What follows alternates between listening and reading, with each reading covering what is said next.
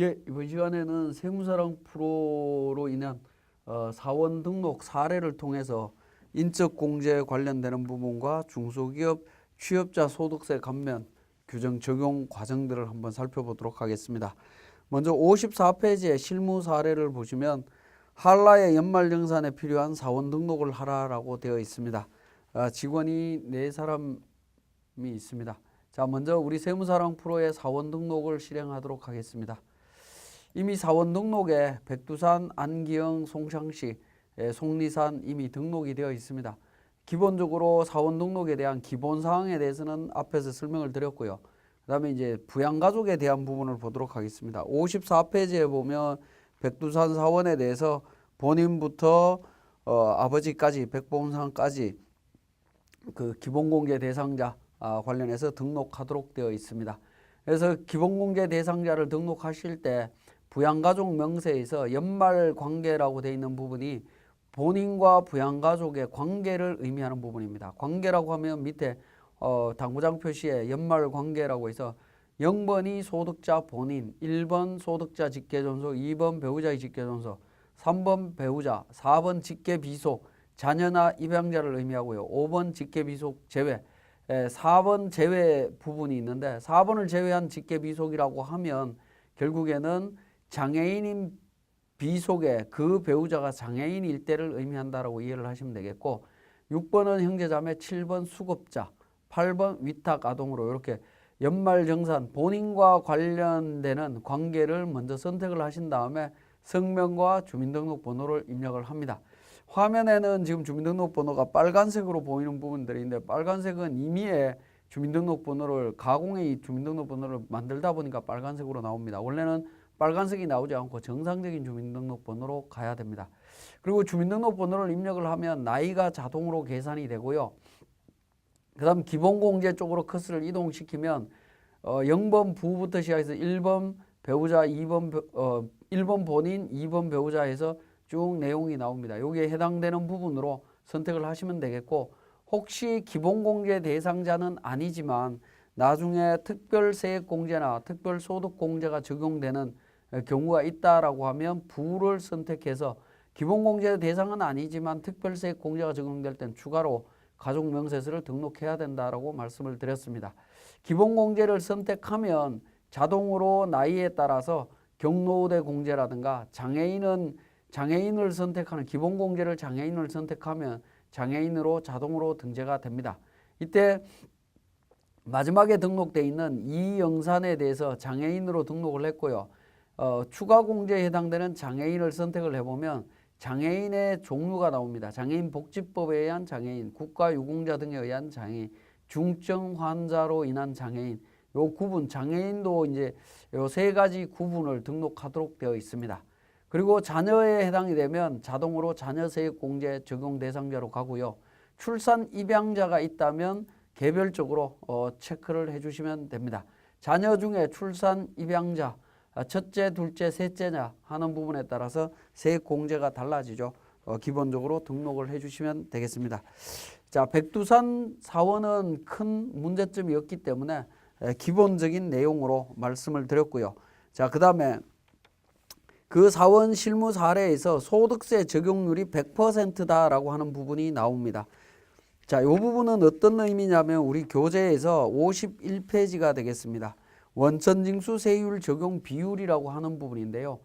이 내용은 추가사항에 나오고 있습니다. 추가사항에 12번 소득세 적용률이라고 해서 100% 나와 있는 부분이 나오는데요.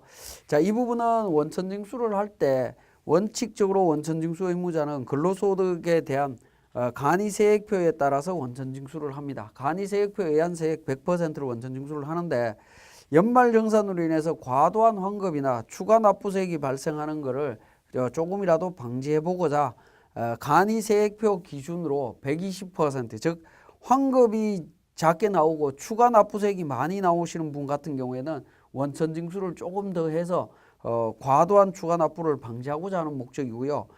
과도한 환급이 많이 나오는 경우에는 원천징수를 많이 하고 있다라는 거기 때문에 간이세액표에 의해서 80% 원천징수할 수 있는 제도를 두고 있습니다. 그래서 80%, 100%, 120% 할 수 있는데 이걸 선택할 수 있도록 되어 있다라는 겁니다.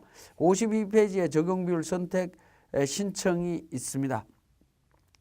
그래서 그러니까 원천징수세액의 비율을 변경하거나 변경한 원천징수세액의 비율을 원천징수세액의 다른 비율로 변경하고자 할 때 원천징수세액 조정 신청서를 작성해서 원천징수 의무자한테 제출을 하면 됩니다.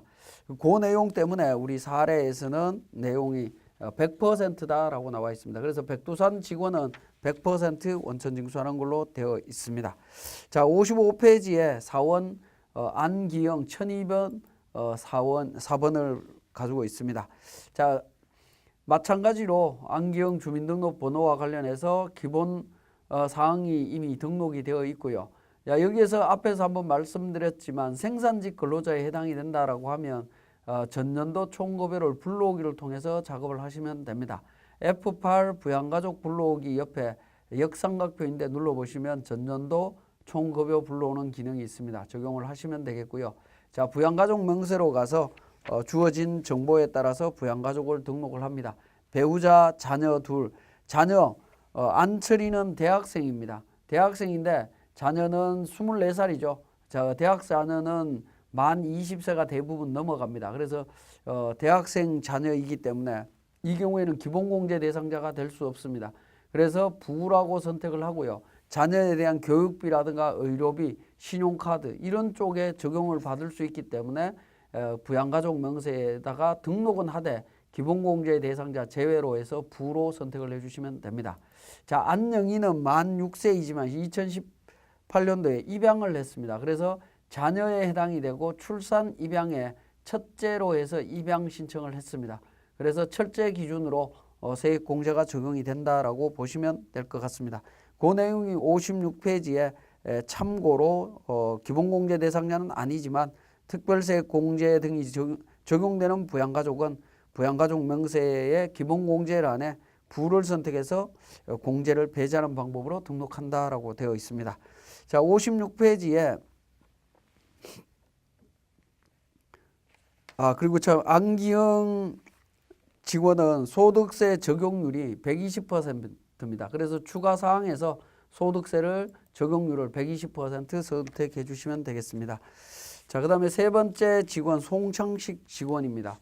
자, 송창식 직원도 마찬가지로 적용을 해주 기본사항 등록하시고 기본사항 등록하는 데 있어서 생산직에 해당이 되고 직전년도 그러니까 역삼각표 눌러서 전년도 총급여 불러오면 1,885만 원이 나옵니다. 그럼 1,885만 원은 2,500만 원 이하이기 때문에 야간 근로 비과세 여부가 여로 자동으로 바뀐다라는 사실 기억을 하시면 되겠고 부양가족 등록과 관련되는 부분은 자동으로 등록을 하시면 됩니다. 그리고 송명구 같은 경우에는 아버지 송명구 씨는 2급 장애 판정을 받았으나 당해연도 12월 30날 치료가 완료되었다라고 되어 있습니다. 장애가 치유 완료된 경우에는 치유 완료일 전 기준으로 판단을 하시면 됩니다. 그래서 3번 장애인 중증 환자로 장애인으로 등록을 하시면 되겠고요. 조부 송진열은 당해연도 11월 달에 사망했다라는 겁니다. 사망일 전일 기준으로 판단을 하기 때문에 이 경우에도 기본공제 대상자가 될 수 있다라는 부분 체크해 보시면 되겠고요. 소득세 적용률은 추가 사항에서 80%로 선택이 되어 있습니다. 자, 그 다음에 58페이지에 속리산 직원입니다. 속리산 직원도 마찬가지로 기본공제에 관련해서 등록해 주시면 되겠고 부양가족에 대해서 부양가족이 없습니다. 본인만 있기 때문에 본인공제로만 적용을 하시면 되겠고요. 자, 이 직원 같은 경우에 중소기업 취업 감면 여부에서 감면을 적용받고 있습니다. 자, 그러면 이 직원 같은 경우에는 2015년도 5월 달에 입사를 했습니다. 2015년도 5월 달에 청년으로서 감면율 적용받고 있었다라는 거죠. 그 감면율 적용받고 있지만 일단 앞으로 5년 동안은 90%가 적용이 가능하다라는 겁니다. 그래서 추가 사항에서 보시면 자, 소득세 적용률은 100%고요. 중소기업 취업자 감면에서 선택을 여로 표시를 합니다. 그럼 만 30세가 되고 자, 감면 기간은 2015년 5월 입사일부터 3년 동안 적용되는 걸로 표시가 되고 있습니다. 자, 이 부분은 이제 우리 중소기업 취업자 감면이 변경이 됐기 때문에 청년에 해당이 되고 있죠. 만 30세지만 34세 기준으로 판단을 해야 되기 때문에 감면 기간은 앞으로 5년 동안 최초 취업일로부터 5년이기 때문에 2020년 5월 10날까지 가능하고요. 감면율은 90%를 적용할 수가 있습니다. 자, 90% 적용해서 감면을 적용해 주시면 되겠고, 자, 감면 입력은 급여 입력과 연말 입력이라고 하는 부분이 있습니다. 자, 급여 입력과 연말 입력은 급여 입력이라고 하는 부분을 만약에 선택을 한다라고 하면, 자, 급여 입력으로 선택이 되어 있습니다. 자, 이런 경우에 우리 급여 대장을 먼저 한번 살펴보도록 하겠습니다. 자, 1월달 급여입니다. 자, 1월 25일 날 기준으로 1월달 급여를 적용을 하게 되면 속리상 감면율이 90% 나오고 있죠. 급여 대장 원천 징수할 때 바로 90%를 감면을 해주고 있다라는 겁니다. 그렇게 이해를 하시면 되겠고요. 만약에 감면 입력을 연말로 입력을 하게 되면 연말정산 때 일괄 감면이 적용이 된다라고 보시면 되겠습니다.